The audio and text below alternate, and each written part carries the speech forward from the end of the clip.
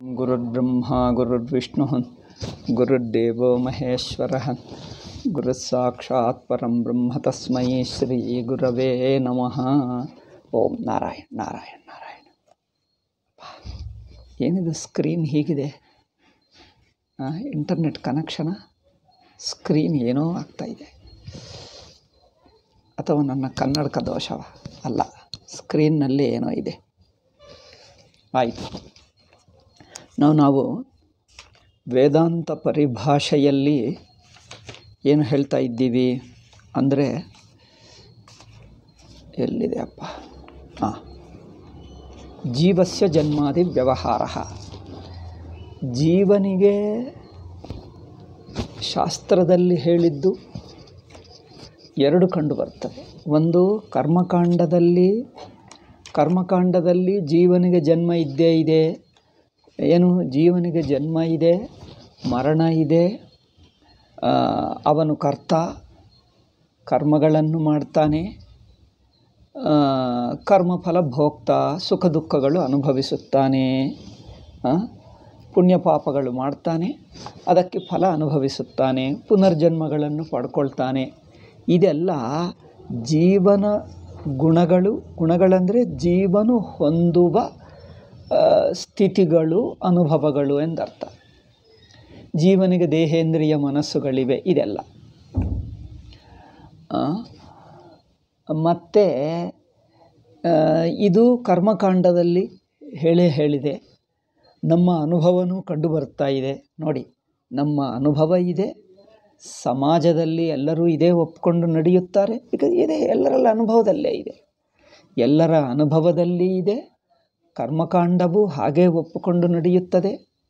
ಕೆಲವೊಮ್ಮೆ ಜ್ಞಾನಕಾಂಡವು ಜೀವನಿಗೆ ಜನ್ಮ ಇದ್ದಂತೆ ಮಾತಾಡ್ತಾ ಇದೆ. ಈ ಮೂರು ಕಾರಣಗಳು. ಈ ಮೂರನ್ನು ನಾವು ವೇದಾಂತ ದೃಷ್ಟಿಯಲ್ಲಿ ಹೇಗೆ ಅರ್ಥ ಮಾಡಿಕೊಳ್ಳಬೇಕು, ಅದು ಪ್ರಶ್ನೆ. ಇದು ಪರಿಭಾಷೆ ಅಲ್ಲವೇ? ಪುಸ್ತಕ ವೇದಾಂತ ಪರಿಭಾಷಾ. ವೇದಾಂತದಲ್ಲಿ ಜೀವನೆಂಬುವನೇ ಇಲ್ಲ, ಜೀವನು ಬ್ರಹ್ಮವೇ ಎಂದು ಹೇಳಿಬಿಡ್ತದೆ. ಜೀವನು ಬ್ರಹ್ಮವೇ ಎಂದು ಹೇಳಿದ್ದರೆ ಜೀವನ ಸ್ವರೂಪದಲ್ಲಿ ಅವನಿಗೆ ಏನಾಗುತ್ತದೆ? ಜನ್ಮ ಮರಣಗಳಿಲ್ಲ, ಅವನು ಕರ್ತ ಅಲ್ಲ, ಅವನು ಭೋಕ್ತ ಅಲ್ಲ. ಅಂದರೆ ಸುಖ ದುಃಖಗಳಿಗೆ ಒಳಗಾಗುವವನಲ್ಲ, ಪುಣ್ಯ ಪಾಪಗಳು ಮಾಡುವವನಲ್ಲ, ಹೆಚ್ಚು ಕಡಿಮೆ ಒಳ್ಳೆಯದು ಕೆಟ್ಟದು ಆಗುವ ಅನುಭವಗಳಿಗೆ ಒಳಗಾಗುವನಲ್ಲ. ಸಚ್ಚಿದಾನಂದ ಸ್ವರೂಪ, ಜನ್ಮ ಮರಣರಹಿತ, ಸಾಕ್ಷಾತ್ತು ಪರಮಾತ್ಮ ಸ್ವರೂಪ ಎಂದು ವೇದಾಂತ ಹೇಳ್ತದೆ. ವೇದಾಂತ ಹೇಳಿದ್ದು ಪಾರಮಾರ್ಥಿಕ ದೃಷ್ಟ್ಯ, ಅನುಭವ ದೃಷ್ಟ್ಯ ಅದು ಸರಿಯಾಗಿದೆ. ಏಕೆ? ಸುಷುಪ್ತಿ ಅನುಭವದಲ್ಲಿ ತಾನು ಜೀವನೇ ಅಲ್ಲ, ತಾನು ಒಬ್ಬ ವ್ಯಕ್ತಿ ಅಲ್ಲ, ತನಗೆ ವ್ಯಕ್ತಿತ್ವವೂ ಇಲ್ಲ, ಜನ್ಮ ಮರಣ ಇಲ್ಲ, ಸುಖ ದುಃಖಾದಿಗಳಿಲ್ಲ, ಕಾಲವೇ ಇಲ್ಲ, ತನಗೆ ಪ್ರಪಂಚವೇ ಇಲ್ಲ. ತಾನು ಇರುವುದೇ ಸ್ವತಃ ಸಿದ್ಧವಾಗಿ ಆನಂದ ಸ್ವರೂಪವಾಗಿದ್ದಾನೆ. ಆದ್ದರಿಂದ ಶಾಸ್ತ್ರ ಹೇಳಿದ್ದು ಜೀವನು ನಿಜವಾಗಿ ತನ್ನ ಸ್ವರೂಪದಲ್ಲಿ ಪಾರಮಾರ್ಥಿಕ ಸ್ವರೂಪ, ಪಾರಮಾರ್ಥಿಕ ಅಂದರೆ ನಿಜವಾಗಿ ಎಂದರ್ಥ. ತನ್ನ ನಿಜವಾದ ಅನುಭವ ದೃಷ್ಟ್ಯ ತಾನು ಬ್ರಹ್ಮಸ್ವರೂಪವೇ ಹೊರತು ಬೇರೆ ಅಲ್ಲ. ಏಕೆ? ಸುಷುಪ್ತಿ ಅನುಭವನೂ ಹೇಳ್ತದೆ, ಶಾಸ್ತ್ರ ಹೇಳ್ತದೆ, ತತ್ವಜ್ಞಾನಿಗಳು ಹೇಳ್ತಾರೆ. ಮೂರಾಯ್ತಲ್ಲ. ನಮ್ಮ ಎಲ್ಲರ ಅನುಭವ ಸುಷುಪ್ತಿ ಹೇಳ್ತಾ ಇದೆ, ತತ್ವಜ್ಞಾನಿಗಳು ಹೇಳ್ತಾ ಇದ್ದಾರೆ, ಶಾಸ್ತ್ರ ಹೇಳ್ತಾ ಇದೆ. ಇದು ಪಾರಮಾರ್ಥಿಕ ದೃಷ್ಟ್ಯ ಹಾಗೆ ಎಂದು ಆಯಿತು. ಪಾರಮಾರ್ಥಿಕ ದೃಷ್ಟ್ಯ ತಾನು ಬ್ರಹ್ಮಸ್ವರೂಪವೇ ಆದರೆ, ಮತ್ತು ಈ ಜನ್ಮ ಮರಣಗಳು, ಕರ್ಮ ಪುಣ್ಯ ಪಾಪ, ಸುಖ ದುಃಖಾದಿ ಅನುಭವಗಳು, ಮತ್ತು ಜನ್ಮಗಳು ಪರ್ಕೊಂಡುವುದು, ಪರಲೋಕಾದಿಗಳು, ಪುನರ್ಜನ್ಮಗಳು, ಇದೆಲ್ಲ ಹೇಗೆ ಹೇಳುವುದು? ಪ್ರಶ್ನೆ ಬರುತ್ತದಲ್ಲವೇ? ಬರೀ ಇವುಗಳೆಲ್ಲ ಏನಿಲ್ಲವ? ಇಲ್ಲದಿದ್ದರೆ ನಮ್ಮ ವ್ಯವಹಾರ ನಡೆಯುತ್ತಾ ಇದೆ, ಇದೆಲ್ಲ ನಡೆಯುತ್ತಾ ಇಲ್ಲವಾ? ಇದೆಲ್ಲ ಏನು? ಅನುಭವಕ್ಕೆ ವಿರುದ್ಧವಾಗುತ್ತದೆ.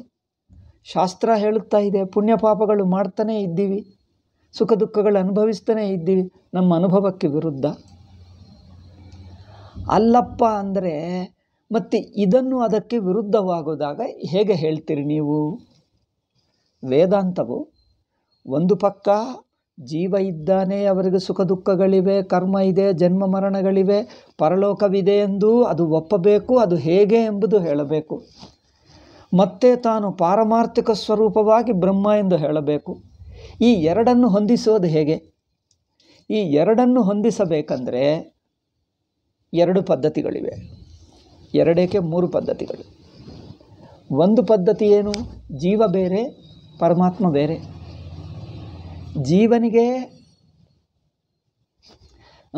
ಜೀವನಿಗೆ ಜನ್ಮ ಮರಣಗಳಿವೆ, ಕರ್ತಾಭೋಕ್ತ ಆಗುತ್ತಾನೆ. ಅದು ನಮ್ಮ ಎಲ್ಲರ ಅನುಭವಕ್ಕೆ ಅನುಗುಣವಾಗಿ ಹೊಂದುತ್ತದೆ. ಶಾಸ್ತ್ರ ಹೇಳ್ತದೆ ಹೊಂದುತ್ತದೆ. ಏಕೆ? ನಮ್ಮ ಅನುಭವದಲ್ಲಿದ್ದೇ ಇದೆ ಅಲ್ಲವೇ? ಇದು ಹೊಂದುತ್ತದೆ, ಇದು ಹೊಂದುತ್ತದೆ. ಈಗ ಜನ್ಮ ಮರಣಗಳಿಲ್ಲ ಎನ್ನುವುದು ಪರಮಾತ್ಮಕ್ಕೆ ಹೊಂದಿಸಿದ್ದರೆ, ಜೀವ ಬೇರೆ ಪರಮಾತ್ಮ ಬೇರೆ. ಜನ್ಮ ಮರಣಗಳಿವೆ ಎಂದು ಹೇಳಿದ್ದು ಜೀವಭಾವಕ್ಕೆ ಜೀವನಿಗೆ ಹೊಂದುತ್ತದೆ. ಜನ್ಮ ಮರಣಗಳಿಲ್ಲ, ನಿತ್ಯ ಮುಕ್ತ, ಆನಂದ ಸ್ವರೂಪ ಎಂದು ಹೇಳಿದ್ದು ಪರಮಾತ್ಮಕ್ಕೆ ಹೊಂದುತ್ತದೆ. ಇಬ್ಬರನ್ನು ಬೇರೆ ಎಂದು ಇಟ್ಕೊಂಡ್ರೆ ಆಯ್ತಲ್ಲ. ಇದು ಒಂದು ವ್ಯಾಖ್ಯಾನ. ನಮ್ಮ ಅನುಭವದಲ್ಲಿ ಹಿಂದೆ ಹೇಳಿದ್ದೇನಲ್ಲ, ಅನುಭವದಲ್ಲಿ ಜೀವಭಾವ ಕಂಡು ಬರುತ್ತಾ ಇದೆ, ಕರ್ಮಕಾಂಡ ಹೇಳುತ್ತಾ ಇದೆ. ಇದು ಇದ್ದೇ ಇದೆ, ಯಾರೂ ನಿರಾಕರಿಸಕ್ಕಾಗಲ್ಲ. ಜನ್ಮ ಮರಣಗಳಿಲ್ಲದ ನಿತ್ಯ ಮುಕ್ತ ಸ್ವರೂಪ ಎಂದು ಶಾಸ್ತ್ರ ಹೇಳುವುದು ಪರಮಾತ್ಮಕ್ಕೆ ಹೊಂದುತ್ತದೆ, ಜೀವನಿಗೆ ಹೊಂದಲ್ಲ. ಆದ್ದರಿಂದ ಜೀವ ಬೇರೆ ಈಶ್ವರ ಬೇರೆ ಎಂದು ಇಟ್ಟುಕೊಂಡರೆ ಶಾಸ್ತ್ರದಲ್ಲಿ ಹೇಳಿರುವ ಒಂದು ಪಕ್ಕ ಜನ್ಮ ಮರಣಗಳಿವೆ, ಕರ್ತಭೋಕ್ತ ಇದ್ದಾನೆ, ಇನ್ನೊಂದು ಪಕ್ಕ ಜನ್ಮ ಮರಣಗಳಿಲ್ಲ, ಕರ್ತಭೋಕ್ತನಲ್ಲ ಎಂಬುದು ಈ ಎರಡನ್ನೂ ಹೇಳುವುದು ಹೊಂದುತ್ತದೆ ಎಂದು ಒಂದು ಪದ್ಧತಿ. ದ್ವೈತಿಗಳು ಹೀಗೆ ಹೇಳಿದ್ದಾರೆ. ಆದರೆ ಹಾಗೆ ಹೇಳಿಕೊಂಡರೆ ಏನಾಗುತ್ತದೆ? ಜೀವ ಕರ್ತಭೋಕ್ತ, ಸುಖ ದುಃಖಿ, ಸಂಸಾರಿ ಹಾಗೆ ಆಗುತ್ತಾನೆ, ಅವರಿಗೆ ಮೋಕ್ಷನೇ ಆಗುವುದಿಲ್ಲ. ಪರಮಾತ್ಮ ಬೇರೆ, ನಿತ್ಯ ಮುಕ್ತ. ಈಗ ಜೀವ ಬೇರೆ, ಇವನು ಎಂದಿಗೂ ಸಂಸಾರಿ. ಹೀಗೆ ಹೇಳಿಬಿಟ್ಟರೆ ಶಾಸ್ತ್ರದಲ್ಲಿ ಹೇಳಿರುವ ಮಾತುಗಳಿಗೆ ಹೊಂದಾಣಿಕೆ ಆಗುತ್ತದೆ, ಶಾಸ್ತ್ರ ವಾಕ್ಯಗಳಿಗೆ ಹೊಂದಾಣಿಕೆ ಆಗುತ್ತದೆ, ಅನುಭವಕ್ಕೆ ಅನುಗುಣವಾಗಿ ಹೊಂದುತ್ತದೆ. ಆದರೆ ಮೋಕ್ಷ ಎಂಬುದು ಹೊಂದಲ್ಲ. ಮೋಕ್ಷದಲ್ಲಿಯೂ ಅವರು ಕರ್ತಾಭೋಕ್ತ ಜೀವ ಇರುತ್ತಾನೆ ಅಂದರೆ ಅವರು ಮೋಕ್ಷ ನಿತ್ಯ ಅಲ್ಲ. ಹಾಗೆ ಹೇಳಿಬಿಟ್ಟರೆ ಅವರು ಮೋಕ್ಷದ ಪೂರ್ಣತ್ವ ಹೊಂದಲ್ಲ, ಮೋಕ್ಷಕ್ಕೆ ನಿತ್ಯತ್ವವಿಲ್ಲ. ಆದ್ದರಿಂದ ಅದು ಹೊಂದಲ್ಲ. ಆದರೆ ಇನ್ನೊಬ್ಬರು ಏನು ಹೇಳಿದ್ದಾರೆಂದರೆ, ಹಾಗಲ್ಲ, ಈಗ ಜೀವನಾಗಿದ್ದಾನೆ ನಿಜ, ಆದರೆ ಭಗವಂತನ ಅನುಗ್ರಹ ಪಟ್ಕೊಂಡು ಸಾಧನ ಮಾಡಿ ಜೀವಭಾವವನ್ನು ಬಿಟ್ಟುಕೊಂಡು ನಂತರ ಬ್ರಹ್ಮ ಆಗುತ್ತಾನೆ. ಇದು 2ನೇ ವ್ಯಾಖ್ಯಾನ. ಆಯಿತಾ? ಈಗ ಜೀವನಾಗಿದ್ದಾನೆ, ಅವನು ಕರ್ತ ಭೋಕ್ತ, ಸುಖಿ ದುಃಖಿ, ಸಂಸಾರಿ, ಜನ್ಮ ಮರಣಗಳಿರುವವನು, ಪರಲೋಕಕ್ಕೆ ಹೋಗಿ ಬರುವವನು, ಪುನರ್ಜನ್ಮಗಳನ್ನು ಹೊಂದುವವನು. ಇದೆಲ್ಲ ಜೀವನ ಸ್ವಭಾವ ಹೊಂದುತ್ತದೆ. ಆದರೆ ಜೀವ ಭಗವಂತನ ಸೇವೆ ಮಾಡಿ ಅನುಗ್ರಹ ಪಡ್ಕೊಂಡು ಈ ಸಂಸಾರ ಭಾವವನ್ನು, ಜೀವಭಾವವನ್ನು ಬಿಟ್ಟು ನಿತ್ಯಾನಂದ ಸ್ವರೂಪನಾಗಿರುವ ಪರಮಾತ್ಮನಾಗ್ತಾನೆ. ಇದು 2ನೆಯ ಪ್ರಕ್ರಿಯೆ. 2ನೇ ಪ್ರಕ್ರಿಯೆಯಲ್ಲಿ ತಪ್ಪೇನಿದೆ ಅಂದರೆ, ಅವನು ಸ್ವಾಭಾವಿಕವಾಗಿ ಜೀವನೇ ಆಗಿದ್ದರೆ, ಸಂಸಾರಿ ಕರ್ತಭೋಕ್ತ ಆಗಿದ್ದರೆ ಅವರು ಪರಮಾತ್ಮ ಹೇಗಾಗ್ತಾನೆ? ಆಗಬೇಕಂದ್ರೆ ಜೀವತ್ವ ನಾಶ ಆಗಬೇಕು, ಜೀವನೇ ಸತ್ತು ಹೋಗಬೇಕು, ಜೀವ ಸರ್ವನಾಶ ಆಗಬೇಕು. ಇದರಲ್ಲಿ 2-3 ದೋಷಗಳಿವೆ. ಒಂದು, ಜೀವ ನಾಶವಾಗಿದ್ದರೆ ಮತ್ತೆ ಮೋಕ್ಷ ಪಡ್ಕೊಳ್ಳುವುದು ಯಾರು? ಅದು ತಪ್ಪಾಗುತ್ತದೆ. ಸಂಸಾರಿ ಒಬ್ಬನು ಮೋಕ್ಷ ಆಗಬೇಕಂದರೆ, ನಿತ್ಯ ಮುಕ್ತ ಆಗಬೇಕಂದ್ರೆ ಪೂರ್ತಿ ಜೀವನಾಶ ಆದರೆ ಮೋಕ್ಷ ಯಾರಿಗೆ? ಅದೊಂದು ಸಮಸ್ಯೆ. ಇನ್ನೊಂದೇನೆಂದರೆ, ಜೀವನಾಶವಾಗಲ್ಲಪ್ಪ, ಜೀವನೇ ಬ್ರಹ್ಮ ಆಗಿಬಿಡ್ತಾನೆ ಅಂದರೆ ಅದರಲ್ಲಿ ಮತ್ತೆ ಒಂದು ತೊಂದರೆ, ತಪ್ಪಾಗುತ್ತದೆ. ಏಕೆಂದರೆ ಸಂಸಾರಿಯಾಗಿರುವವನು ಇನ್ನೊಂದಾಗಿ ಹೇಗೆ ಪರಿವರ್ತನೆ ಹೊಂದುತ್ತಾನೆ? ಇನ್ನೊಂದಾಗಿ ಬದಲಾಯಿಸುವವನಾದರೆ ಆ ಬದಲಾವಣೆ ಕೆಲವು ದಿವಸ ಇದ್ದು ಮತ್ತೆ ಅನಿತ್ಯವಾಗುತ್ತದೆ ಅಲ್ಲವೇ? ಯಾವುದು ತನ್ನ ಸ್ವರೂಪವಾಗಿದ್ದರೆ ನಿತ್ಯವಾಗಿರುತ್ತದೆ. ತಾನು ಹೊಸದಾಗಿ ಪಡ್ಕೊಂಡದ್ದಾದರೆ ಶಾಶ್ವತವಾಗಲ್ಲ, ನಿತ್ಯವಾಗಲ್ಲ. ಆದ್ದರಿಂದ ಈ ಎರಡನೆಯ ಪ್ರಕ್ರಿಯೆಯೂ ತಪ್ಪಾಗುತ್ತದೆ. ಆದರೆ ಇಲ್ಲಿ ವೇದಾಂತ ಪರಿಭಾಷೆಯಲ್ಲಿ ಮೂರನೆಯದು ಯಾವ ಪ್ರಕ್ರಿಯೆ ನೀವು ಹೇಗೆ ಹೊಂದಿಸ್ತೀರಿ? ಜೀವನಿಗೆ ಕರ್ತಭೋಕ್ತ ಆಗಿದ್ದಾನೆ, ಜನ್ಮ ಮರಣಗಳಿವೆ, ಪರಲೋಕ ಪುನರ್ಜನ್ಮ, ಅದು ಹೊಂದಿಸಬೇಕು. ಮತ್ತೆ ಇದೆಲ್ಲ ಇಲ್ಲದ ಸ್ವತಃಸಿದ್ಧವಾಗಿ ಪರಮಾತ್ಮ ಆಗಬೇಕು. ಈ ಎರಡರ ಹೊಂದಾಣಿಕೆ ಹೇಗೆ? ಈ ಎರಡರ ಹೊಂದಾಣಿಕೆ ಅದ್ವೈತಿಗಳಲ್ಲಿ ವೇದಾಂತದಲ್ಲೇ ಹೊಂದುತ್ತದೆ, ಮಿಕ್ಕ ಯಾರಲ್ಲಿ ಹೊಂದುವುದಿಲ್ಲ. ವಿರುದ್ಧವಾಗಿ ಬಿಡುತ್ತದೆ. ಅವರು ಏನೋ ಹೊಂದಿಸುವಕ್ಕೆ ಪ್ರಯತ್ನ ಮಾಡಿದ್ದಾರೆ. ಆದರೆ ಅದರಲ್ಲಿ ಯುಕ್ತಿದೋಷ, ಅನುಭವ ವಿರುದ್ಧ ಎಷ್ಟೋ ಹೊಂದಲ್ಲ. ಅದೇನು ನಿತ್ಯ ಎಂದು ಹೇಳ್ಕೊಂಡು ಬಿಡ್ತಾರೆ. ಜೀವ ಪಡ್ಕೊಳ್ತಾನೆ, ಆಗುತ್ತಾನೆ, ಬ್ರಹ್ಮ ಆಗಿಬಿಡ್ತಾನೆ ಅಂತ. ಬ್ರಹ್ಮ ಆಗಿದರೆ, ಬ್ರಹ್ಮ ಮೊದಲೇ ಇದ್ದರೆ ಎಂದಿಗೂ ಇರುತ್ತಾನೆ. ಹೊಸದಾಗಿ ಪಡ್ಕೊಂಡಿದ್ದು ನಿತ್ಯ ಹೇಗಾಗುತ್ತದೆ? ಆಗುವುದಿಲ್ಲ. ಅದು ಹೇಳೋಕ್ಕಾಗಲ್ಲ. ಆದ್ದರಿಂದ ಅದು ಹೊಂದಿಸುವುದು ಹೇಗೆ? ಇದಕ್ಕೆ ವೇದಾಂತ ಹೊಂದಿಸುವುದು ಅಂದರೆ ಪ್ರಕ್ರಿಯೆ ಹೇಳುವುದು ಸಾಂಪ್ರದಾಯಿಕ ಪ್ರಕ್ರಿಯೆ.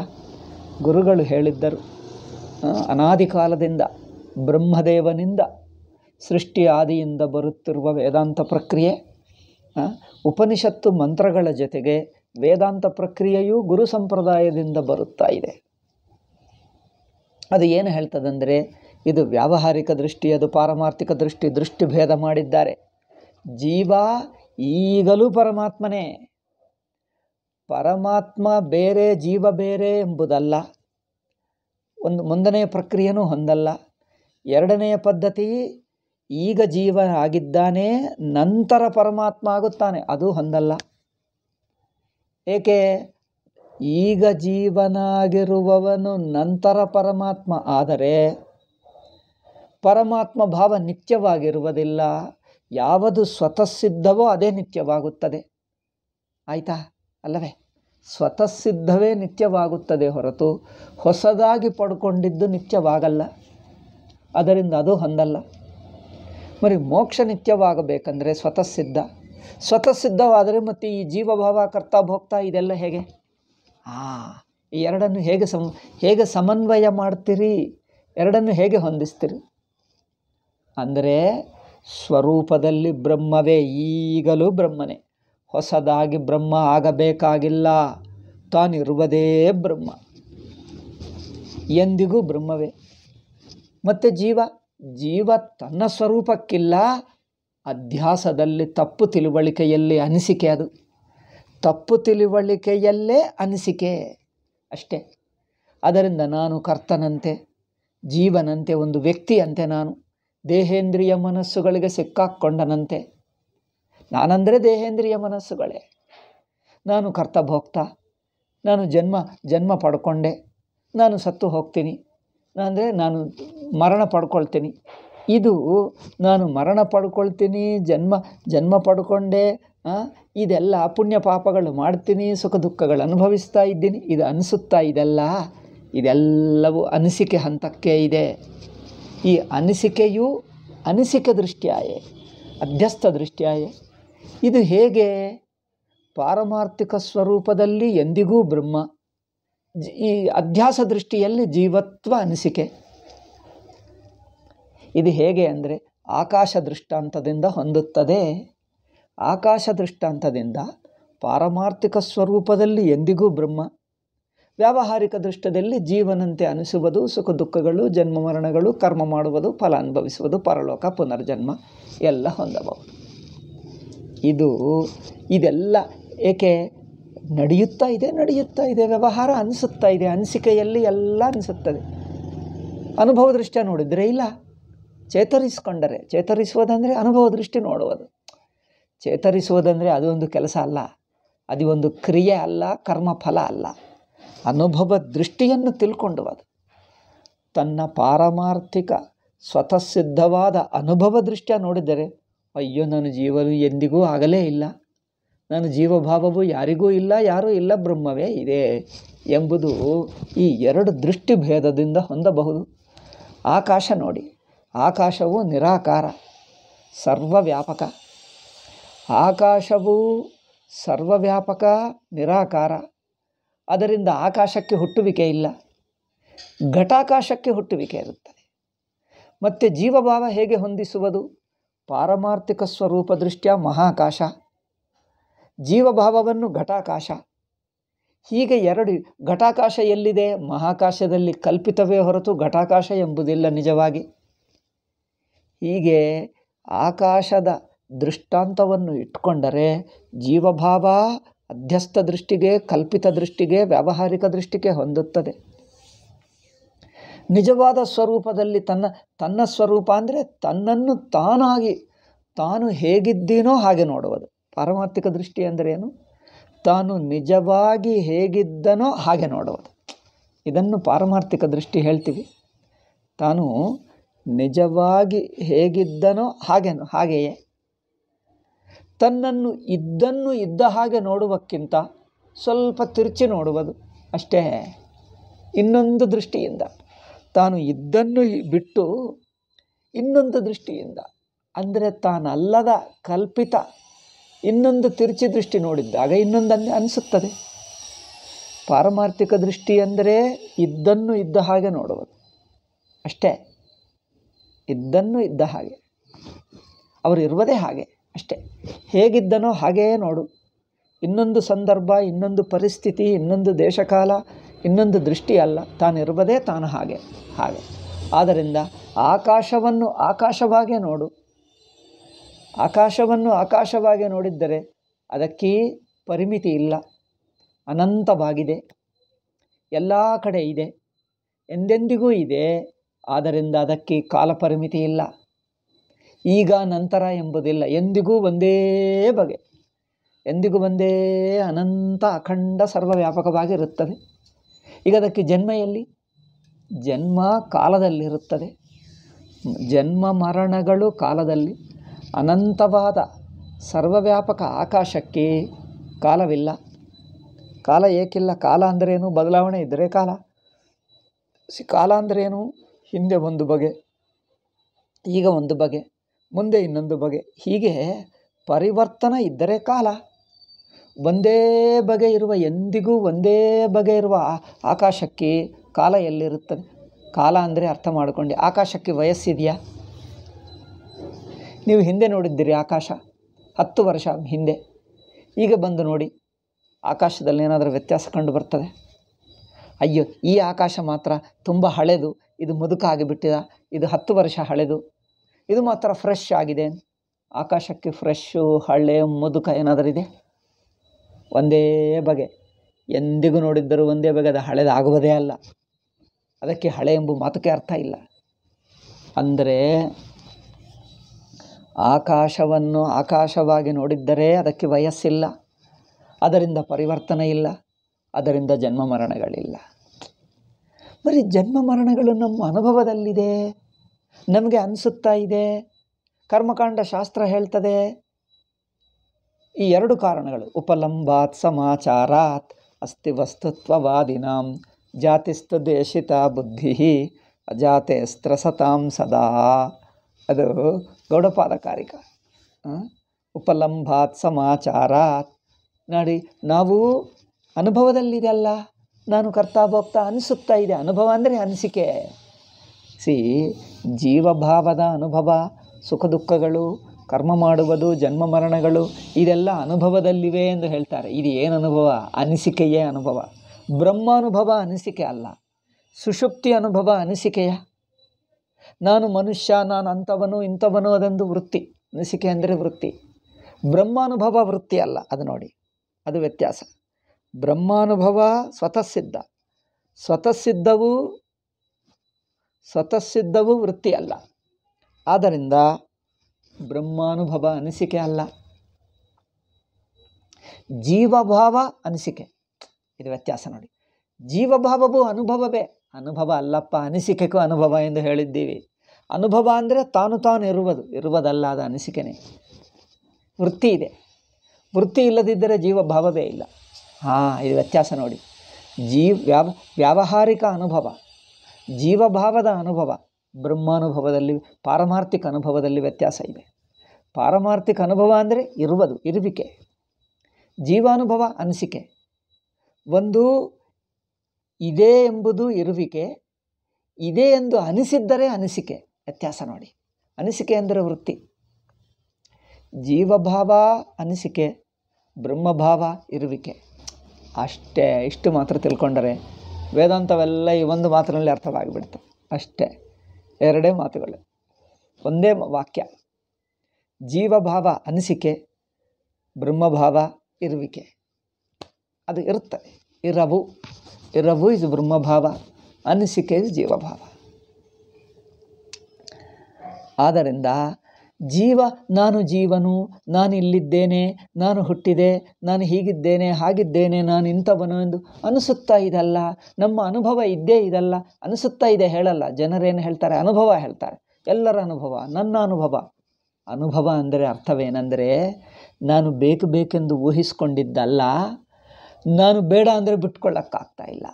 ಅದಕ್ಕೋಸ್ಕರ ಜನರು ಅನುಭವ ಏಕೆ ಹೇಳ್ತಾರೆ? ವೇದಾಂತವೇನೋ ಅನಿಸಿಕೆ ಹೇಳ್ತದೆ, ಇವರೇನು ಹೇಳ್ತಾರೆ? ಅನಿಸಿಕೆ ಅಲ್ಲ, ಅನುಭವ ಹೇಳ್ತಾರೆ. ಏಕೆ ಹೇಳ್ತಾರೆ? ನೀವು ಗಮನಿಸಿ, ಜೀವಭಾವವನ್ನು ಗಮನಿಸಿ. ಶಾಸ್ತ್ರ ಹೇಳ್ತದೆ, ನಾನು ಕರ್ತಭೋಕ್ತ, ಜನ್ಮ ಮರಣಶೀಲ, ನನಗೆ ಅನಿಸುತ್ತಾ ಇದೆ, ಅನಿಸಿಕೆ ಮಾತ್ರ. ಇವರು ಹೇಳ್ತಾರೆ ಅನಿಸಿಕೆ ಅಲ್ಲ, ನಿಜ, ನಮ್ಮ ಅನುಭವನೇ ಆಗಿದೆ. ಅನುಭವ ಅಂದರೆ ಇರುವುದೇ ಹಾಗೆ ಅಲ್ಲವೇ? ಲೌಕಿಕರು ಏನು ಹೇಳ್ತಾರೆ? ಲೌಕಿಕ ಅಂದರೆ ಅಜ್ಞಾನಿ. ಇದು ಅನಿಸಿಕೆ ಅಲ್ಲ ಸ್ವಾಮಿ, ಇದು ನಿಜ. ಹೌದಪ್ಪ, ಇದು ನಿಜ ಅಂದರೆ ಏನು? ಅನುಭವ ಅಂದರೇನು? ನೀನು ಬೇಕೆಂದು ಊಹಿಸ್ಕೊಂಡಿದ್ದಲ್ಲ ಎಂದರ್ಥ ಅಷ್ಟೇ. ನೀನು ಬೇಕೆಂದು ಊಹಿಸ್ಕೊಂಡಿದ್ದಲ್ಲ, ಇಷ್ಟು ಮಾತ್ರ ನಾವು ಒಪ್ಕೊಳ್ತೀವಿ. ನೀವೇ ಬೇಕೆಂದು ಊಹಿಸ್ಕೊಂಡಿದ್ದಲ್ಲ. ಏನಿದೆ ನಾನು ಊಹಿಸ್ಕೊಂಡಿದ್ದಲ್ಲ ಅಂದರೆ ಇದು ಅನುಭವ, ಅಂದರೆ ತಾನು ಇದ್ದ ಅನುಭವ. ನೀವು ಅನಿಸಿಕೆ ಏಕೆ ಹೇಳ್ತಾ ಇದ್ದೀರಿ? ಜೀವಭಾವವನ್ನು ಅನಿಸಿಕೆ ಎಂದು ಏಕೆ ಹೇಳ್ತಾ ಇದ್ದೀರಿ? ನೀವು ಅನುಭವ ಎಂದು ಒಪ್ಕೊಂಡು ಅಲ್ಲ, ಇದು ಅನುಭವ ಅಲ್ಲಪ್ಪ, ಇದು ಅನಿಸಿಕೆ. ಅಯ್ಯೋ, ಅನಿಸಿಕೆ ಅಂದರೆ ನಾನು ಊಹಿಸ್ಕೊಂಡಿದ್ದೀನ? ನಾನು ಜೀವ ಎಂದು ನಾನು ಊಹಿಸ್ಕೊಂಡಿದ್ದೀನ? ತಾನೇ ಇದೆ. ಹೌದಪ್ಪ, ಇದೇ ವ್ಯತ್ಯಾಸ. ನೀವು ಊಹಿಸ್ಕೊಂಡಿರುವ ಅನಿಸಿಕೆ ಒಂದು, ನೀವು ಅಂದ್ಕೊಂಡಿರುವ ಅನಿಸಿಕೆ ಒಂದು, ತಾನೇ ಆಗಿ ಅನಾದಿಯಾಗಿರುವ ಅನಿಸಿಕೆ ಒಂದು. ಅನಿಸಿಕೆಗಳು ಎರಡು ಬಗೆ. ಒಂದು ಸ್ವಾಭಾವಿಕ ವೃತ್ತಿ, ಒಂದು ಯೋಚಿಸಿಕೊಂಡಿರುವ ವೃತ್ತಿ. ವೃತ್ತಿಗಳು ಎರಡು ಬಗೆ. ಒಂದು ಯೋಚನೆ ಮಾಡಿರುವ ವೃತ್ತಿ, ಒಂದು ಸ್ವಾಭಾವಿಕ ವೃತ್ತಿ. ಸ್ವಾಭಾವಿಕ ವೃತ್ತಿಯನ್ನೇ ಅನಾದಿ ಅಧ್ಯಾಸ ಎಂದು ಹೇಳಿದ್ದೇವೆ. ಅಧ್ಯಾಸ ಅಂದರೇನು?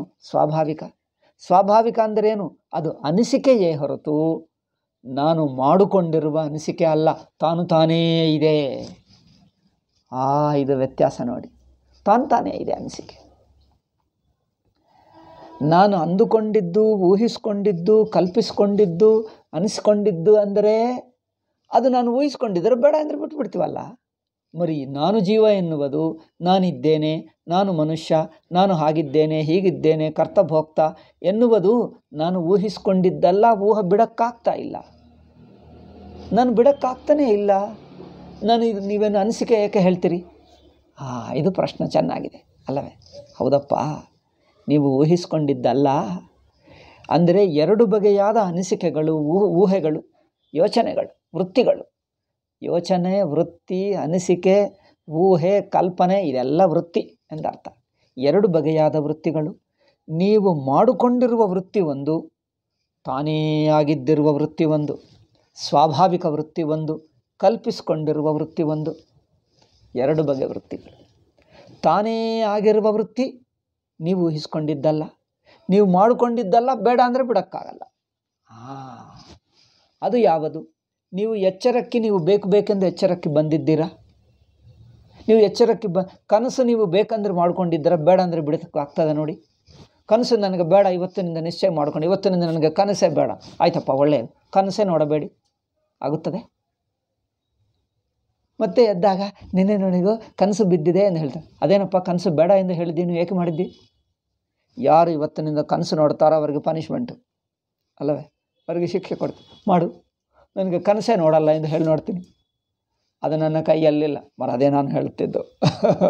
ನಿಮ್ಮ ಕೈಯಲ್ಲಿಲ್ಲ ಅಂದರೆ ಅದೇ ಹೇಳುತ್ತಿದ್ದೀವಿ ನಾವು ಹೇಳುವುದು ಅದೇ. ನಿಮ್ಮ ಕೈಯಲ್ಲಿಲ್ಲ. ನೀವು ಎಚ್ಚರದಲ್ಲಿರುವುದು ನಿನ್ನ ಕೈಯಲ್ಲಿದೆಯಾ? ನಾನು ಎಚ್ಚರ ವ್ಯಕ್ತಿ, ಪ್ರಮಾತ, ಕರ್ತಭೋಕ್ತ ನಿಮ್ಮ ಕೈಯಲ್ಲಿದೆಯಾ? ನೀನು ಕರ್ತಭೋಕ್ತ ಆಗಿ ಪ್ರಮಾತೃವಾಗಿ ಯೋಚನೆ ಮಾಡಬಹುದು. ಏನಾದರೂ ಯೋಚನೆ ಮಾಡ್ಕೋ, ಬಿಡಿಸ್ಕೋ, ಕಲ್ಪಿಸ್ಕೋ, ಊಹಿಸ್ಕೋ, ಆದರೆ ಒಂದು ಕಲ್ಪನೆಗಳು, ಒಂದು ಬಗೆಯಾದ ಕಲ್ಪನಾ ಊಹನ ನೀವು ಮಾಡಿಕೊಳ್ಳಬಹುದು. ಇನ್ನೊಂದು ನೀವು ಮಾಡಿದ್ದೆಲ್ಲ ನೀವು ಬಿಡಿಸ್ಕೊಳ್ಳೋಕ್ಕಾಗಲ್ಲ, ತಾನೇ ಇದೆ. ಯಾವುದು? ಎಚ್ಚರದಲ್ಲಿದ್ದೇನೆ. ಹೇಗೆ ಗೊತ್ತಿಲ್ಲ, ಇದ್ದೇನೆ ಅಷ್ಟೇ. ಹೇಗೆ ಬಂದಿದ್ದೇನೆ? ಹೇಗಲ್ಲ, ನಾನಿರುವುದೇ ಹೀಗೆ. ಜಾಗ್ರತ್ ಸ್ವಪ್ನ ಅವಸ್ಥೆಗಳು ನನಗೆ ಇವೆ, ಸ್ವಾಭಾವಿಕವಾಗಿವೆ. ಜಾಗ್ರದ ಅವಸ್ಥಾ ಸ್ವಾಭಾವಿಕ, ಸ್ವಪ್ನಾವಸ್ಥಾ ಸ್ವಾಭಾವಿಕ, ಅನಾದಿ ಸ್ವಭಾವ. ಅನಾದಿ ಸ್ವಭಾವ ಅಂದರೆ ಯಾರು ಮಾಡಿಕೊಂಡಿದ್ದಲ್ಲ, ಇರುವುದು ಮಾತ್ರ ತಾನೇ ಇರುತ್ತದೆ. ಇದು ವೃತ್ತಿ, ಒಂದು ಅನಿಸಿಕೆ. ನೀವು ಮಾಡಿಕೊಂಡಿರುವ ಅನಿಸಿಕೆ ಅಲ್ಲ, ತಾನೇ ಇರುತ್ತಾ ಇರುವ ಅನಿಸಿಕೆ. ಇದನ್ನು ಸ್ವಾಭಾವಿಕ ಅಧ್ಯಾಸ ಎಂದು ಹೇಳಿದ್ದೇವೆ. ಇನ್ನೊಂದು ಪ್ರಶ್ನೆ,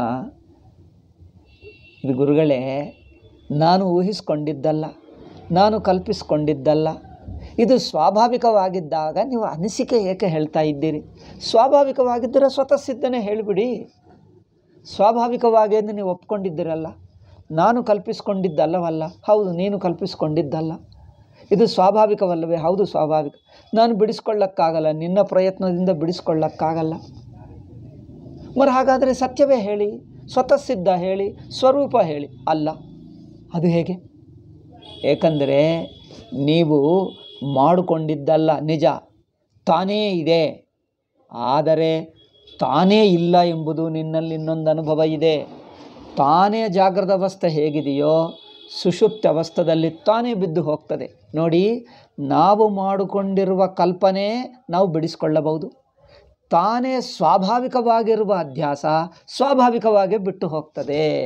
ಇದು ವಿಚಾರ.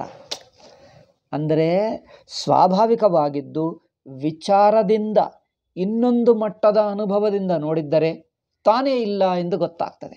ನೀವು ಬಿಡಿಸ್ಕೊಳ್ಳೋಕ್ಕಾಗಲ್ಲ, ತಾನೇ ಇಲ್ಲ ಎಂದು ಗಮನಿಸಿ ತಿಳ್ಕೊಳ್ಳಬಹುದು. ನಿಮ್ಮ ಪ್ರಯತ್ನದಿಂದ ಬಿಡಿಸ್ಕೊಳ್ಳೋಕ್ಕಾಗಲ್ಲ.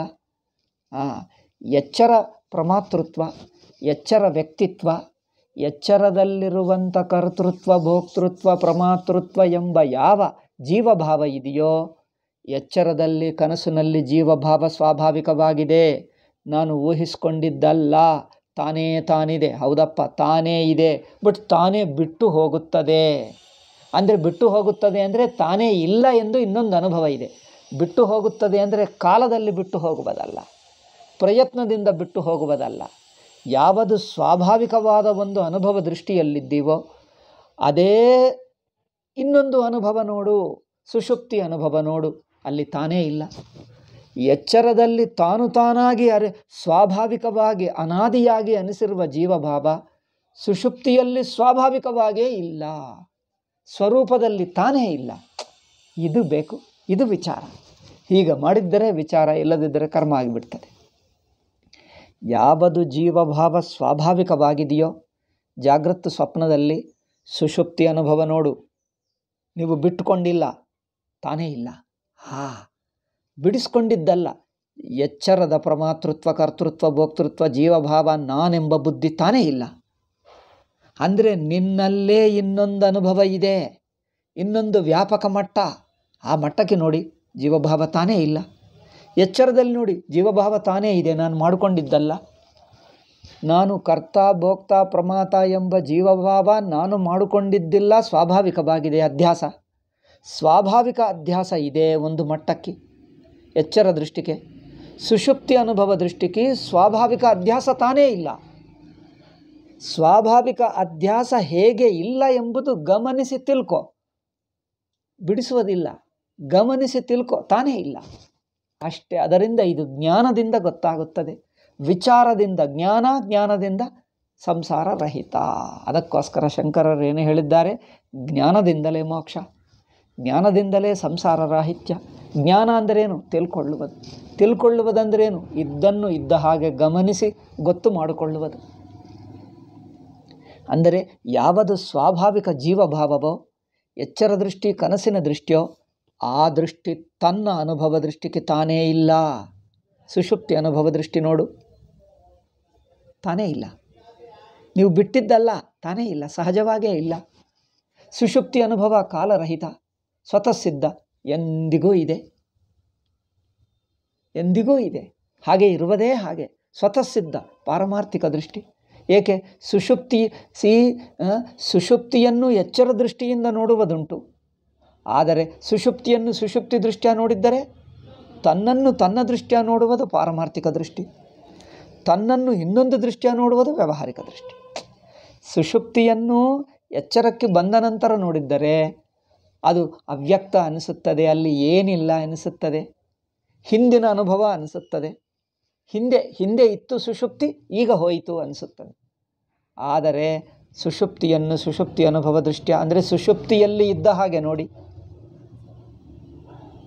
ನಾನು ಎಲ್ಲಿಂದಲೋ ಬಂದಿರುವವನಲ್ಲ ಅನಿಸುತ್ತದೆ, ಎಲ್ಲಿಂದಲೋ ಬಂದೆ ಅನಿಸಲ್ಲ. ಸುಷುಪ್ತಿಯನ್ನು ಸುಷುಪ್ತಿ ದೃಷ್ಟಿಯ ನೋಡಿ, ನಾನು ಬಂದಲ್ಲ, ನಾನು ಬಂದಿರುವವನಲ್ಲ, ಇದೇ ನಾನಿರುವುದೇ ಹೀಗೆ, ಎಂದಿಗೂ ಹೀಗೆ, ಇದು ಬಿಟ್ಟು ನಾನು ಬೇರೆ ಇಲ್ಲವೇ ಇಲ್ಲ, ಇದು ಬಂದಿದ್ದಲ್ಲ, ಇದಿರುವುದೇ ಇದು, ಹಾಗೆ ನೋಡಿ, ತಾನೇ ತಾನು. ಹೀಗೆ ಸುಷುಪ್ತಿಯನ್ನು ಸುಷುಪ್ತಿ ಅನುಭವ ದೃಷ್ಟಿಯ ನೋಡಿದ್ದರೆ ಅದು ಪಾರಮಾರ್ಥಿಕ ದೃಷ್ಟಿ. ಅದನ್ನು ಅದಾಗೆ ನೋಡುವುದು, ಅಂದರೆ ಅದಾಗಿ ಇದ್ದುಕೊಂಡು ನೋಡುವುದು. ನೀವು ಹೇಗಿದ್ದೀಯೋ ಅದು ಇದ್ದುಕೊಂಡು ನೋಡುವುದು. ತಾನಿದ್ದೇ ಇದ್ದಾನೆ, ಎಂದಿಗೂ ಇದ್ದಾನೆ. ಜೀವಭಾವ ತನಗಿಲ್ಲವೇ ಇಲ್ಲ. ಯಾವಾಗಿಲ್ಲ? ಯಾವಾಗಂದು ಎಂದಿಗೂ ಇಲ್ಲ. ಏಕೇನು? ನಾನಿರುವುದೇ ಹೀಗೆ. ಏಕೇನು? ಏಕೆ? ಪ್ರಶ್ನೆನೇ ಇಲ್ಲ. ಪ್ರಶ್ನೆ ಇಲ್ಲ, ಉತ್ತರ ಇಲ್ಲ, ಇರುವುದೇ ಹಾಗೆ. ಹೀಗೆ ತನ್ನನ್ನು ಜಾಗ್ರತ್ ದೃಷ್ಟಿ ತನ್ನ ನಿಜವಾದ ದೃಷ್ಟಿ ಅಲ್ಲ. ಜಾಗ್ರತ್ ದೃಷ್ಟಿಯನ್ನು ಬಿಡು ಅಂದರೆ ಅದೊಂದು ಕರ್ಮ ಅಲ್ಲ, ಒಂದು ಕ್ರಿಯೆ ಅಲ್ಲ. ಆ ದೃಷ್ಟಿ ತನ್ನ ಅನುಭವಕ್ಕಿಲ್ಲ ಎಂದು ತಿಳ್ಕೊಳ್ಳುವುದಷ್ಟೇ. ಜಾಗ್ರತ್ ದೃಷ್ಟಿ ಅಂದರೆ ನಾನೊಬ್ಬ ಜೀವ ಎಂಬ ದೃಷ್ಟಿ, ಅಧ್ಯಾಸ ದೃಷ್ಟಿ ಎಂಬುದು ಒಂದು ತಪ್ಪು ತಿಳುವಳಿಕೆ. ತಪ್ಪು ತಿಳುವಳಿಕೆ ಅಂದರೆ ತಪ್ಪು ದೃಷ್ಟಿ. ನನ್ನನ್ನು ನಾನಾಗಿ ನೋಡುವ ದೃಷ್ಟಿ ಅಲ್ಲ, ನನ್ನನ್ನು ಇನ್ನೊಂದು ಬಗೆ ಇನ್ನೊಬ್ಬರ ದೃಷ್ಟಿಯಿಂದ ನೋಡುವ ದೃಷ್ಟಿ ಅದು. ಅಧ್ಯಾಸ ಎನ್ನುವುದೇ ಒಂದು ತಪ್ಪು ದೃಷ್ಟಿ. ತನ್ನನ್ನು ತಾನಾಗಿ, ತಾನು ಹೇಗಿದ್ದೀನೋ ಹಾಗೆ ನೋಡುವ ದೃಷ್ಟಿ ಅಲ್ಲ, ತನ್ನನ್ನು ತಾನಾಗಿ ನೋಡುವ ದೃಷ್ಟಿ ಸ್ವರೂಪ. ಅದು ಅಧ್ಯಾಸ. ಬಿಡಿಸುವುದಂದರೆ ಬಿಡಿಸುವುದಲ್ಲ, ಬಿಡಿಸುವುದೆಂದು ಹೇಳುವ ಬಗೆ, ಅದೊಂದು ಪ್ರಕ್ರಿಯೆ, ಅದು ಹೇಳುವ ಪ್ರಕ್ರಿಯೆ. ಬಿಡಿಸುವುದೇನು ತಾನೇ ಇಲ್ಲ, ಆ ತಪ್ಪು ದೃಷ್ಟಿ. ಆ ದೃಷ್ಟಿ ತನಗೇ ಇಲ್ಲ ಅಷ್ಟೇ. ತನ್ನನ್ನು ತಾನಾಗಿ ನೋಡಿದಾಗ ಬಿಟ್ಟಿದ್ದಲ್ಲ, ಇಟ್ಕೊಂಡಿದ್ದಲ್ಲ, ಹಾಕ್ಕೊಂಡಿದ್ದಿಲ್ಲ, ಬಿಟ್ಕೊಂಡಿದ್ದಿಲ್ಲ, ಎರಡೂ ಇಲ್ಲ. ಹಾಕುವುದಿಲ್ಲ, ಬೇಕೆ ಅದು ಇನ್ನೊಬ್ಬರ ದೃಷ್ಟಿ, ಆ ದೃಷ್ಟಿ ನನ್ನದಲ್ಲ ಅಷ್ಟೇ. ಬಿಟ್ಟಿದ್ದೇನು? ಬಿಡುವುದಿಲ್ಲ, ಹಿಡಿಯುವುದಿಲ್ಲ, ಅದಿಲ್ಲವೇ ಇಲ್ಲ, ತಾನೇ ತಾನು. ತನ್ನನ್ನು ತಾನಾಗಿ ನೋಡಿದ್ದರೆ ಅಧ್ಯಾಸ ತಾನೇ ಇಲ್ಲ. ಇಲ್ಲಿ ಇದ್ದ ಅಧ್ಯಾಸ ಬಿಟ್ಟಿದ್ದೇವೆ ಎಂದಲ್ಲ, ಇದ್ದುಕೊಂಡು ಹೋಯಿತು ಎಂದಲ್ಲ, ಅದು ಎಂದಿಗೂ ಇರಲಿಲ್ಲ, ತಾನಿರುವುದೇ ಹಾಗೆ. ಹೀಗೆ ತಿಳ್ಕೊಳ್ಳುವುದೇ ಜ್ಞಾನ. ಜ್ಞಾನ ಅಂದರೆ ಇದ್ದನ್ನು ಬಿಟ್ಟು ಹೋಗುವುದು. ಈಗ ತಿಳ್ಕೊಳ್ಳಬಾರದು, ಅದು ಕರ್ಮಫಲ ಆಗಿಬಿಡ್ತದೆ, ಉಪಾಸನಾ ಫಲ. ಇತ್ತು ಬಿಟ್ಟು ಹೋಯಿತು, ಇದ್ದದ್ದು ಬಿಟ್ಟು ಹೋಗಲ್ಲ, ನೋಡ್ಕೊಂಡು ಇದ್ದದ್ದು ಬಿಟ್ಟು ಹೋಗಲ್ಲ. ಇದೇ ಎಂದು ಅನಿಸಿಕೆನೇ ತಪ್ಪಿತ್ತು, ಅದರಿಂದ ಯಾವಾಗಲೂ ಇರಲಿಲ್ಲ ಅಷ್ಟೇ. ಜೀವಭಾವ ಎಂದಿಗೂ ಇರಲಿಲ್ಲ. ಏಕೆ? ಅದು ಅನಿಸಿಕೆ ತಪ್ಪು. ನಾನು ಎಂದಿಗೂ ಇರುವುದೇ ಹೀಗೆ ತಿಳ್ಕೊಳ್ಳುವುದನ್ನು ಜ್ಞಾನ ಎಂದು ಹೇಳಿದ್ದೇವೆ. ಆದ್ದರಿಂದ ಜ್ಞಾನ ತಪ್ಪು ತಿಳುವಳಿಕೆಯನ್ನು ಕರೆಕ್ಷನ್ ಮಾಡ್ತದೆ, ಸರಿತಿದ್ದುತ್ತದೆ, ತಿದ್ದುಪಡಿ ಅಷ್ಟೇ. ಜ್ಞಾನ ಅಂದರೆ ತಿದ್ದುಪಡಿ. ತಪ್ಪು ದೃಷ್ಟಿಯನ್ನು ತಪ್ಪು ದೃಷ್ಟಿ ತಿಳ್ಕೊಂಡರೆ ತನ್ನ ದೃಷ್ಟಿ ತಾನು ಹೇಗಿದ್ದೀನೋ ಹಾಗೆ ಇದ್ದೀನಿ, ಎಂದಿಗೂ ಇದ್ದೀನಿ, ಸ್ವತಃ ಸಿದ್ಧ. ಅದು ದೇಶ ಕಾಲ ಯಾವುದಕ್ಕೆ ಸಂಬಂಧವಿಲ್ಲದೆ ಎಂದಿಗೂ ಇರುವುದೇ ಹೀಗೆ. ಹಾಗೆ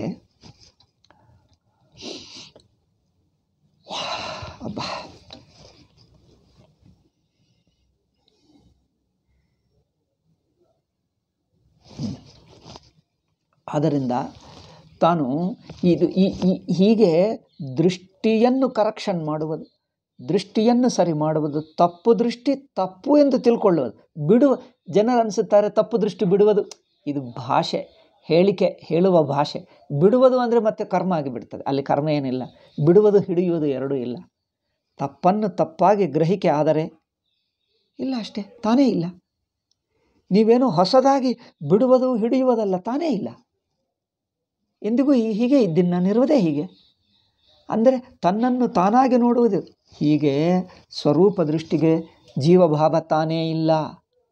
ಈಗ ಜೀವ ಎಂದು ಅನಿಸುತ್ತಾ ಇದೆಯಲ್ಲ, ಅದು ಸ್ವಾಭಾವಿಕ ಅನಿಸಿಕೆ. ನೀನು ಮಾಡಿಕೊಂಡಿದ್ದಲ್ಲ, ಅದು ಅನಿಸುತ್ತಾ ಇದೆ. ಆ ದೃಷ್ಟಿ ತಪ್ಪು ದೃಷ್ಟಿ, ಅನಾದಿ ದೃಷ್ಟಿ, ಅನಾದಿ ಸ್ವಾಭಾವಿಕ.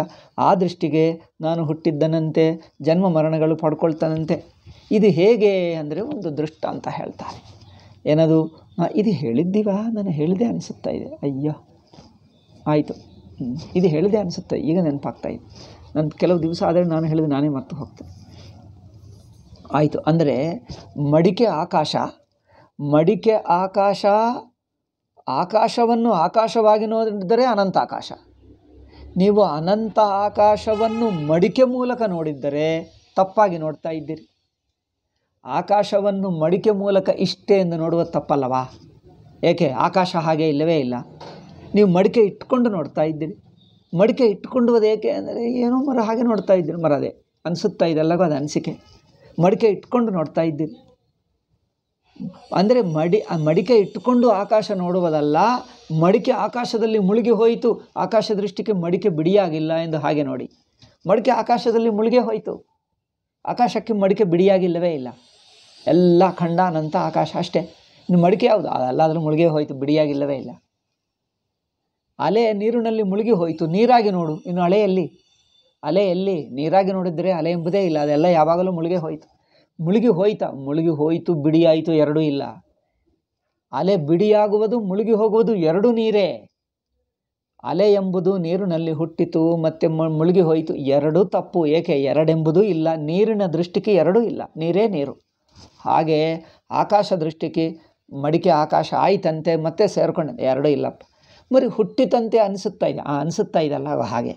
ವ್ಯಾವಹಾರಿಕ ದೃಷ್ಟಿಯಲ್ಲಿ ತಾನು ಜೀವನು ಹುಟ್ಟಿದನಂತೆ, ಮರಣ ಇದ್ದಂತೆ. ಏಕೆ? ಮಡಿಕೆ ಹುಟ್ಟಿದ್ದರೆ ಘಟಾಕಾಶ ಹುಟ್ಟಿತು, ಮಡಿಕೆ ಒಡೆದು ಹೋಯ್ತಾರೆ, ಅವರು ಸತ್ತು ಹೋದ, ಮತ್ತು ಇನ್ನೊಂದು ಮಡಿಕೆ ಆದರೆ ಮತ್ತೆ ಹುಟ್ಟಿದ. ಹೀಗೆ ಜನ್ಮ ಮರಣಗಳು ಮಡಿಕೆ ದೃಷ್ಟಿಯಿಂದ ಆಕಾಶದಲ್ಲಿ ಅಧ್ಯಾರೋಪ ಮಾಡಿ ಇದ್ದಂತೆ ಒಂದು ತಪ್ಪು ತಿಳುವಳಿಕೆ ಅಲ್ಲವೇ? ಈಗ ಒಬ್ಬ ಜೀವನು ಕರ್ತ, ಒಬ್ಬ ಜೀವನು ಮಾಡಿರುವ ಕರ್ಮ ಅವರೇ ಅನುಭವಿಸ್ತಾನೆ, ಇನ್ನೊಬ್ಬರಿಗಿಲ್ಲ. ಅದು ಹೇಗೆ ಅಂದರೆ ಮಡಿಕೆ ಆಕಾಶದಲ್ಲಿ, ಒಂದು ಮಡಿಕೆ ಆಕಾಶದಲ್ಲಿ ಹೊಗೆ ಇದ್ದರೆ ಇನ್ನೊಂದು ಮಡಿಕೆ ಆಕಾಶಕ್ಕೆ ಹೊಗೆ ಅಂಟಲ್ಲ. ಏಕೆ? ಈ ಹೊಗೆ ಇಲ್ಲೇ ಇದೆ. ಹಾಗೆ ಅವರವರ ಜೀವರ ಕರ್ಮ ಅವರವರಿಗೆ ಇರುತ್ತದೆ. ಅನಂತಾಕಾಶಕ್ಕೆ ಯಾವುದಿಲ್ಲ. ನೀವು ಆಕಾಶವನ್ನು ಒಟ್ಟಾಗಿ ನೋಡಿದ್ದರೆ ಯಾವುದಿಲ್ಲ, ಒಟ್ಟಾಗಿ ನೋಡಿದ್ದರೆ ಯಾವುದಿಲ್ಲ. ಇಷ್ಟೇ ಮಡಿಕೆ ಆಕಾಶ ಇಟ್ಕೊಂಡ್ರೆ ಈ ಮಡಿಕೆ ಆಕಾಶ ಬೇರೆ, ಆ ಮಡಿಕೆ ಆಕಾಶ ಬೇರೆ. ಇವರ ಸುಖ ದುಃಖ ಇವರಿಗೆ, ಅವರ ಸುಖ ದುಃಖ ಅವರಿಗೆ. ಈ ಮಡಿಕೆ ಆಕಾಶದಲ್ಲಿ ಹೊಗೆ ಇದ್ದರೆ ಇದು ಕಪ್ಪಾಗುತ್ತದೆ, ಅಲ್ಲಿ ಹೊಗೆ ಇಲ್ಲ, ಅದು ಕಪ್ಪಾಗಲ್ಲ. ಇವನು ಮಾಡಿರುವ ಕರ್ಮ ಇವರಿಗೆ, ಅವನು ಮಾಡಿರುವ ಕರ್ಮ ಅವರಿಗೆ. ಬಟ್ ಎಲ್ಲ ಮಡಿಕೆಗಳು ಮುಳುಗಿಸಿ ಆಕಾಶವನ್ನು ನೋಡಿದರೆ ಯಾವುದೂ ಇಲ್ಲ, ಸುಖ ಇಲ್ಲದ, ಸುಖ ದುಃಖಗಳಿಲ್ಲ, ಒಂದೇ ಆನಂದ ಸ್ವರೂಪ ಸ್ವತಃ ಸಿದ್ಧ. ಹಾಗೆ ಜೀವಭಾವ ವ್ಯಾವಹಾರಿಕ ದೃಷ್ಟಿಗೆ ಹೊಂದುತ್ತದೆ, ಸ್ವರೂಪ ದೃಷ್ಟಿಗೆ ಬ್ರಹ್ಮ ಹೊಂದುತ್ತದೆ. ಈ ಎರಡನ್ನು ಅಧ್ಯಾರೋಪ ದೃಷ್ಟಿಗೆ ಜೀವಭಾವ, ತನ್ನ ನಿಜವಾದ ಪಾರಮಾರ್ಥಿಕ ದೃಷ್ಟಿಗೆ ಬ್ರಹ್ಮ, ಹೀಗೆ ಎರಡನ್ನು ಹೊಂದಿಸುವುದು ಮೂರನೆಯ ಪ್ರಕ್ರಿಯೆ. ಎರಡು ಪ್ರಕ್ರಿಯೆಗಳೆಂದು, ಎರಡು ಪದ್ಧತಿಗಳೆಂದು ಹೇಳಿದ್ದೇನಲ್ಲ, ಈ ಮೂರನೆಯ ಪದ್ಧತಿ ವೇದಾಂತ ಪದ್ಧತಿ. ಇದನ್ನೇ ಪರಿಭಾಷೆಯಲ್ಲಿ ಕಲಿಯುತ್ತಾ ಇದ್ದೀವಿ. ಆಕಾಶಕ್ಕೆ ಇನ್ನೊಂದು, ಅನಂತ ಆಕಾಶಕ್ಕೆ ಘಟಾಕಾಶವು ಏನಾಗುತ್ತದೆ? ಬದಲಾವಣೆ ಆಯಿತಾ? ವಿಕಾರವಾಯಿತಾ? ವಿಕಾರ ಅಂದರೆ ಒಂದು ಬದಲಾಯಿಸಿ ಹುಟ್ಟಿತಾ? ಘಟಾಕಾಶ ಮಹಾಕಾಶದಿಂದ ಹುಟ್ಟಿತಾ? ಬದಲಾವಣೆ ಆಯಿತಾ? ಏನಾಯಿತು? ಹುಟ್ಟಲಿಲ್ಲ, ಬದಲಾವಣೆ ಆಗಲಿಲ್ಲ, ವಿಕಾರಗೊಂಡಿಲ್ಲ. ಅವಯವವೂ ಅಲ್ಲ. ಏಕೆ? ಆಕಾಶ ದೃಷ್ಟಿಗೆ ಅವಯವವೇ ಇಲ್ಲ. ಅನಂತ ಆಕಾಶವನ್ನು ವಿಂಗಡ ಮಾಡೋಕ್ಕಾಗ್ತದೆ? ಮಾಡಿದ್ದ ವಿಂಗಡ ಅಂದಂತೆ ಕಲ್ಪನೆಯ ಹೊರತು ವಿಂಗಡ ಆಗುವುದಿಲ್ಲ. ಕಲ್ಪನೆ ಬೇರೆ, ವಿಂಗಡ ಬೇರೆ, ವ್ಯತ್ಯಾಸ ನೋಡಿ. ಕಲ್ಪನಾ ಅಂದರೆ ಇಲ್ಲ ಎಂದರ್ಥ. ಸುಮ್ಮನೆ ಮನಸ್ಸಿಗೆ ಅನಿಸಿಕೆ ಅಲ್ಲೇನಿಲ್ಲ, ವಿಂಗಡ ಆಗಲೇ ಇಲ್ಲ. ವಿಂಗಡ ಅಂದ ಅನಿಸಿಕೆನೇ ಹೊರತು ವಿಂಗಡ ಇಲ್ಲ. ಹಾಗೆ ನಾಕಾಶಸ್ಯ ಘಟಾಕಾಶೋ ವಿಕಾರಾವಯವೌ ಯಥಾ ನೈವಾತ್ಮನಃ ಸದಾ ಜೀವೋ ವಿಕಾರಾವ. ಘಟಾಕಾಶವು ಹೇಗೆ ಮಹಾಕಾಶಕ್ಕೆ ವಿಕಾರವೂ ಅಲ್ಲ ಅವಯವವೂ ಅಲ್ಲ, ಹಾಗೆ ಜೀವಭಾವ ಬ್ರಹ್ಮಕ್ಕೆ ವಿಕಾರ ಅಲ್ಲ ಅವಯವವಲ್ಲ. ಯಥಾ ಭವತಿ ಬಾಲಾನಾಂ ಗಗನಂ ಮಲಿನಂ ಮಲೈಹಿ.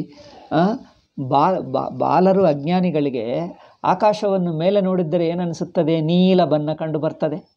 ಇನ್ನೊಂದು ಗೋಲಾಕಾರ ಕಂಡು ಬರ್ತದೆ ಅಲ್ಲವೇ? ಆಕಾಶ ಮೇಲೆ ನೋಡಿದ್ದರೆ ಸುತ್ತು ಗೋಲಾಗಿ ಏನಾಗಿದೆ? ಗೋಲಾಕಾರ ಇದೆ, ವೃತ್ತಾಕಾರ ಇದೆ ಅಲ್ಲವೇ? ಆಕಾಶ ಏನು ವೃತ್ತಾಕಾರ ಇದೆಯಾ? ಅದು ಅನಿಸುತ್ತದೆ ಅಷ್ಟೇ. ಹಾಗೆ ಇಲ್ಲಿ ಜೀವನಿಗೆ ನಾನಿಷ್ಟೇ ಇದ್ದೇನೆ ಎಂದು ಅನಿಸುತ್ತದೆ. ಇಷ್ಟೇ ಎನ್ನುವುದು ಯೋಚನೆ ಅಲ್ಲೇನಿಲ್ಲ, ಇರುವಿಕೆಗೆ ಇಷ್ಟಿಲ್ಲ. ಇಷ್ಟೆಂಬುದು ಎರವಿನಲ್ಲಿ ಕಲ್ಪಿತ, ಅರಿವಿನಲ್ಲಿ ಕಲ್ಪಿತ. ಅರಿವಿಕೆ ಇಷ್ಟು ಎಂದಿಲ್ಲ, ಅರಿವಿಕೆ ಇಷ್ಟು ಎಂದಿಲ್ಲ. ಮರಣೆ ಸಂಭವೇ ಚೈವ ಗತ್ಯಾಗಮನಯೋರಪಿ. ಹುಟ್ಟಿದ್ದು ಯಾವಾಗ? ಮಡಿಕೆ ಹುಟ್ಟುತ್ತದೆ, ಮಡಿಕೆ ಸತ್ತು ಹೋಗ್ತದೆ. ಶರೀರ ಹುಟ್ಟುತ್ತದೆ, ಶರೀರ ಪ್ರಾಣ ಬಿಡುತ್ತದೆ. ಆದರೆ ಅರಿವಿಗೂ ಜನ್ಮ ಇಲ್ಲ, ಮರಣ ಇಲ್ಲ. ಅರಿವು ಹುಟ್ಟಿದ್ದಂತೆ ಅನಿಸುತ್ತದೆ. ಅದು ಅರಿವು ಹುಟ್ಟಿದ್ದಂತೆ ಅನಿಸಿಕೆ ಮನಸ್ಸೇ. ದೇಹಕ್ಕೆ ಅನುಗುಣವಾಗಿ ಮನಸ್ಸಿಟ್ಟುಕೊಂಡರೆ ಹುಟ್ಟಿದ್ದನಂತೆ, ಮರಣ ತೀರ್ಕೊಂಡನಂತೆ, ಪ್ರಾಣ ಬಿಟ್ಟನಂತೆ. ಇದೆಲ್ಲ ಮರಣೆ ಸಂಭವೇ ಚೈವ ಗತ್ಯಾಗಮನಯೋರಪಿ ಸ್ಥಿತೌ ಸರ್ವ ಶರೀರೇಶು ಆಕಾಶೇನಾವಿಲಕ್ಷಣ. ಹೀಗೆ ಜನ್ಮ, ಸ್ಥಿತಿ, ಮರಣ ಈ ಮೂರರಲ್ಲಿ ಘಟಾಕಾಶ ಹುಟ್ಟಿತು, ಘಟಾಕಾಶ ಇದೆ, ಘಟಾಕಾಶ ಇಲ್ಲಿಂದ ಅಲ್ಲಿಗೆ ನಡೆಯುತ್ತದೆ ಅಲ್ಲವೇ? ಮಡಿಕೆಯನ್ನು ಇಲ್ಲಿಂದ ಅಲ್ಲಿ ತಿರುಗಿಸಿ ಘಟಾಕಾಶ ನಡೆಯುತ್ತದೆ ಅಲ್ಲವೇ? ಘಟಾಕಾಶ ನಡೆಯುತ್ತದೆ, ಘಟಾಕಾಶ ನಡೆಯುತ್ತೆ, ಹೌದು ನಡೆಯುತ್ತದೆ. ಮಡಿಕೆಯನ್ನು ಇಟ್ಕೊಂಡು ಇಲ್ಲಿಂದ ಈ ರೂಮ್ನಿಂದ ಆ ರೂಮ್ಗೆ, ಇಲ್ಲಿಂದ ರಾಮ ಮಂದಿರಕ್ಕೆ ತಗೊಂಡು ಹೋಗಿ, ರಾಮ ಮಂದಿರದಿಂದ ಕಿಚನ್ಗೆ, ಅಲ್ಲಿಂದ ಮತ್ತೆ ರೂಮ್ಗೆ ತಗೊಂಡು ಬನ್ನಿ, ಏನಾಗುತ್ತದೆ? ಘಟಾಕಾಶ ನಡ್ಕೊಂಡು ಹೋಯ್ತು, ನಡ್ಕೊಂಡು ಬಂತು. ಆಕಾಶ ನಡ್ಕೊಂಡು ಹೋಯ್ತಾ? ಆಕಾಶಕ್ಕಿಲ್ಲ. ಮಡಿಕೆ ಮೂಲಕ ಆಕಾಶದಲ್ಲಿ ನಡೆದಿದ್ದಂತೆ ಕಲ್ಪನೆ ಅಲ್ಲವೇ? ಮಡಿಕೆಯು ನಡೆಯುತ್ತದೆ ಆಕಾಶದಲ್ಲಿ. ಮಡಿಕೆ ಆಕಾಶದಲ್ಲಿ ಇದ್ದೇ ಇದೆ, ನಡೆಯುವುದಲ್ಲಿ ಆಕಾಶದಲ್ಲಿ ಮೊದಲೇ ಇದೆ, ಎಂದಿಗೂ ಇದೆ.